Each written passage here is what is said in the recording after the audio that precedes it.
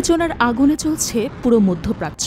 রাতের আকাশে যখন মার্কিন স্টেলথ বোমারু বিমানের শব্দ শোনা গেল, তখনই বোঝা গেল এটা আর সাধারণ উত্তেজনা নয়, যুদ্ধ এখন কেবল সময়ের অপেক্ষা।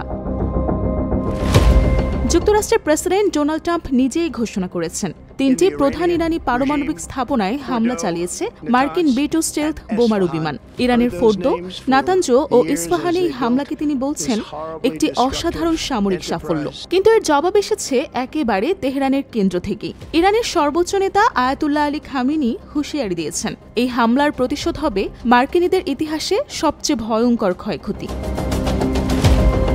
তেহরানের রাজনৈতিক ও সামরিক মহলে প্রতিক্রিয়াটি ছিল আগ্নেয়।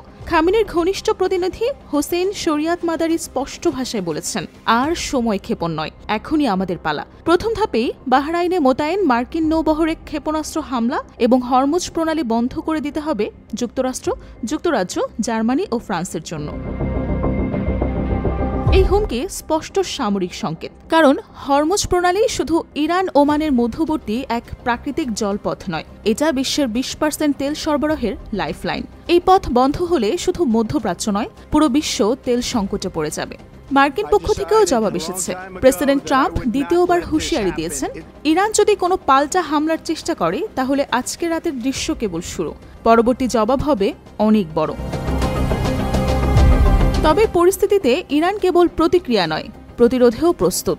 ইরানের পারমাণবিক সংস্থা থেকে বলা হয়েছে, আমাদের পরমাণু কর্মসূচি শহীদদের রক্তে গড়া, শত্রুদের ষড়যন্ত্রে এই পথ থামবে না। বিশ্লেষকরা বলছেন, ইরানের এই প্রতিক্রিয়া অনেকটাই প্রত্যাশিত ছিল। ফোর্দো নাতানজ হামলা, যা তাদের জাতীয় মর্যাদার প্রতীক, তা সরাসরি যুদ্ধের প্ররোচনা। ইরানের চোখে এটি যুদ্ধ ঘোষণা ছাড়া কিছুই না। এদিকে ইরানি রাষ্ট্রীয় মিডিয়া জানিয়েছে, বোমারু হামলায় আশেপাশের এলাকায় তেমন ক্ষয়ক্ষতি হয়নি, পরিস্থিতি নিয়ন্ত্রণে আছে। কিন্তু তেহরান এবং ইস্পাহানের ক্ষেপণাস্ত্র প্রতিরক্ষা সক্রিয় রয়েছে।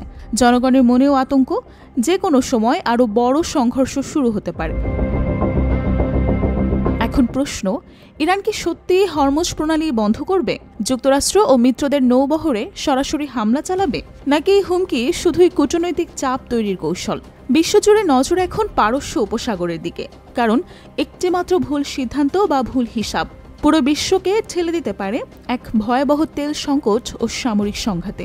ইরান যুক্তরাষ্ট্র উত্তেজনার এই পর্বে প্রতিটি ঘণ্টা যেন এক একটা বিস্ফোরক অপেক্ষা।